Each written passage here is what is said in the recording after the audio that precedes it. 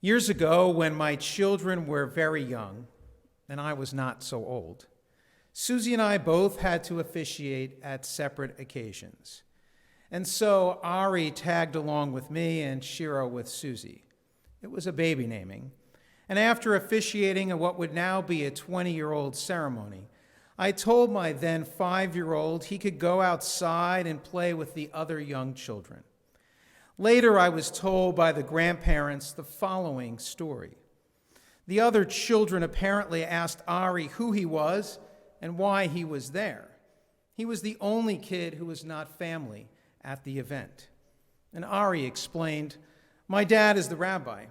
And the children looked at him quizzically. "What's a rabbi?" one asked.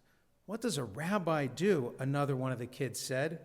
And Ari responded, "He goes to parties." And I have held on to that story for some time. And as funny as it sounds, and apparently as easy as my job appears to 5-year-olds, Ari was serious. And he points us toward an important Jewish message. Since Purim and the middle of March, I have felt like I have been officiating at your sacred occasions with an arm tied behind my back. I could not offer a hug of consolation at funerals.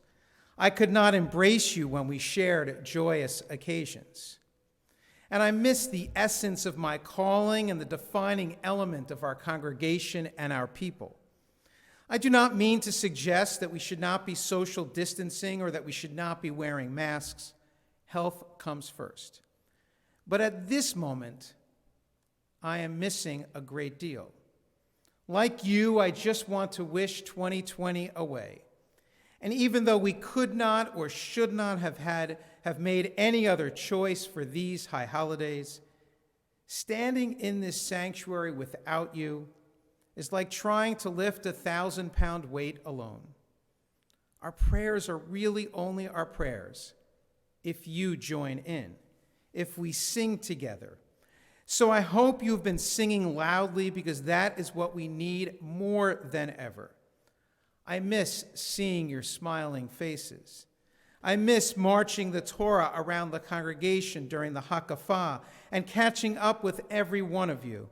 At this moment, most especially, I miss seeing you gathered with family members and friends. And I am left to imagine you sitting in front of your computer screens or TVs and smiling back at me. This year is a year like no other. And so my sermons will be different than other years.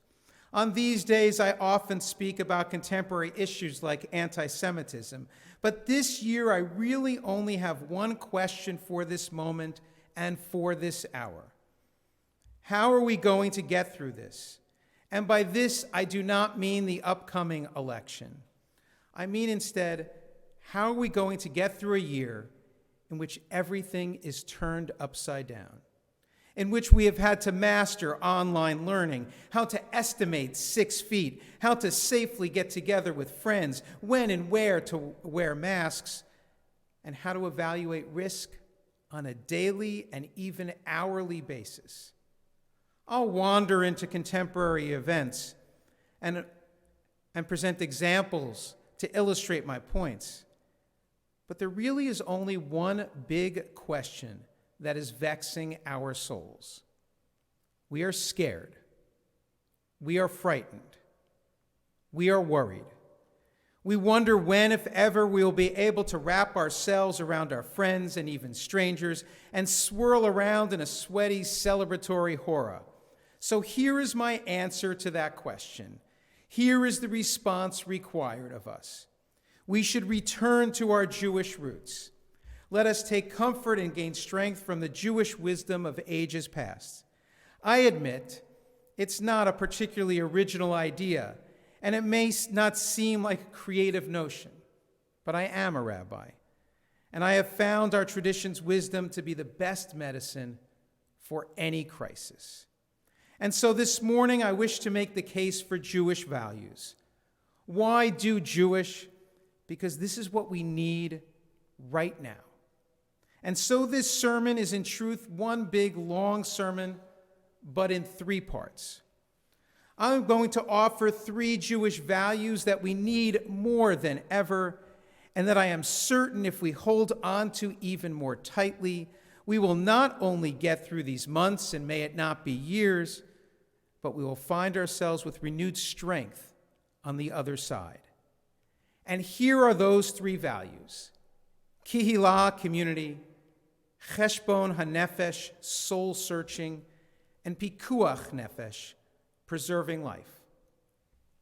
We need to return to some basic Jewish values. And this morning I will explore one: Kihila, community. You will have to come back on Yom Kippur for the other 2. So number 1, Kihila, community. As far as Judaism is concerned, we only realize our full potential in the company of others. The solitary ascetic is an ideal of other traditions, but not of ours. It's not just because the ascetic does not enjoy a pastrami sandwich. It's mostly because the ascetic sets him or herself apart from others. You can't really do Jewish by yourself. You are supposed to study with others, and you're supposed to pray with others. And there is nothing more emblematic of our people than the Horah.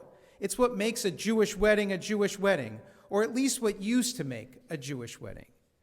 And I often teach couples that as much as they might be worrying about what they should have for the appetizer course, or what the band should play for the first song, or if table 10 got their lamb chops in time, it's not their job to make sure their guests have a great time, but the guest's job to make sure the couple dance at their wedding celebration.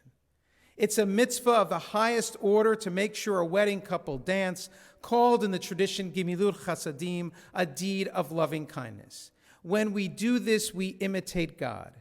God ensured Adam and Eve's happiness when making sure they danced at their wedding ceremony. This is what our tradition imagine God does.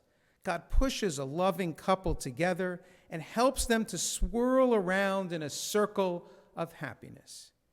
And I offer all of this not to make the many couples I spoke with about rescheduling their 2020 wedding ceremonies feel any more remorseful, but to remind all of us that it is others who lift our lives, that is the company of family and friends, the community that make our events holy. We have had to reimagine how to include others in new and different ways these past few months. Not having a grandparent in our sanctuary at a bar, a bat mitzvah, and not having the throng of friends at a wedding is not what any of us expected, or even what Judaism urges. But health takes precedence. And so we gathered on Zoom. And this is not to make us feel even more forlorn, but to remind us of what is most important to our faith and what is most enduring about our Judaism and what will get us through this. Things most certainly look different this year, but they will always be animated by the values that nurture us. Kihila, community, sustains us. In Hebrew, the word for community or congregation is kihila. It is derived from the word kol, voice. Scholars suggest this is because the community was called together. The voice gathered us. I think it is instead because our voice is only a voice when it is heard by others. You may be more comfortable singing in the shower, but you are not heard from there. Only when you are heard does your voice have resonance and power. Only when someone responds to your pain or joins with you in song is your soul transported by healing or lifted even higher with joy. The best prayer is when you are with others. Sure, you can pray by yourself, although I would not recommend singing the Shema in the shower. But if you really want to pray, you need a minyan. The mourner's Kaddish is only supposed to be said in the company of others. Judaism says, in effect, don't mourn by yourself. And again, although I would have preferred to wrap my arms around friends in their hour of grief, the pages and pages and pages of friends assembled on the Zoom gallery for Shiva was a powerful image to behold. There was the Kihila. There stood the congregation, standing together as one, although separated and apart. That is the we need to reclaim. That is the we need to wrap our arms tightly around. I still miss you. And I find myself imagining who I am going to hug when this is all over. Which of my many friends will I run to wrap my arms around? I imagine that the handshake might never return. All those articles about the many germs on the ends of our fingers will leave some lasting scars. And the kiss on the cheek may become a thing of the past as well. But the hug can return. So who will you hug first? It does not have to be me, but it can be. I just hope each of us has a similar lengthy list of friends who we will run to wrap our arms tightly around. When the world seems spinning out of control, the best medicine is to return to our roots, to go to the wisdom of old. And one of those roots is the power of community, the Jewish value of kihila. Let the memories of our standing together, of our singing together in one voice, of our dancing together in a whirling circle sustain us. Michael Twitty, a proud Jew and the author of The Cooking Gene, a book that is part culinary history and part memoir, and that suggests cooking and food can help to heal our country's racial tensions, offers insight about our community. He says, "For me, the negative situations that I have incurred cannot and will never outweigh my positive experiences. When we are at our best, we look out for each other. You don't want any Jew to be alone, to not have a place at the Seder table, a place to break the fast. In Judaism, being together is more than just community building. It is human sustaining. You are part of a family." And one might expect that Twitty would feel otherwise. He converted to Judaism some 15 years ago. And for those who don't know as well, Twitty is black and gay.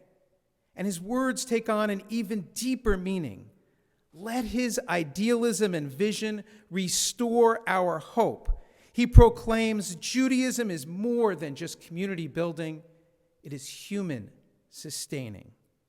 Michael Twitty is right.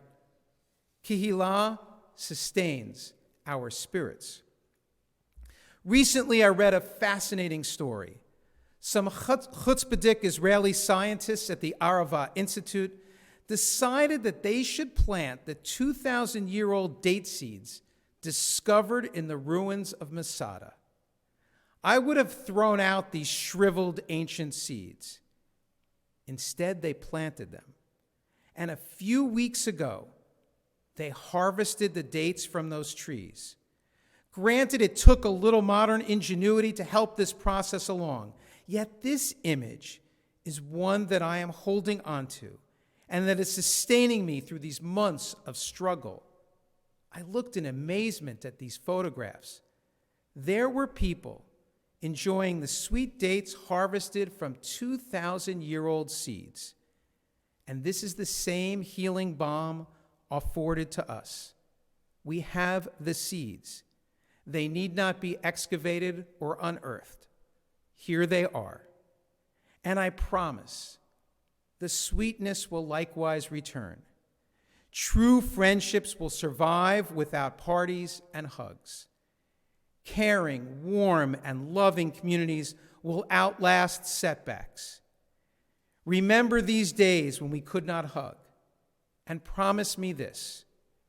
Let it not scar you, but instead remind you of how precious friendship is, how divine human touch can be, and how stirring the power of community will always be. Kihila, community, will carry us beyond these difficult and painful days. And let us say, Amen.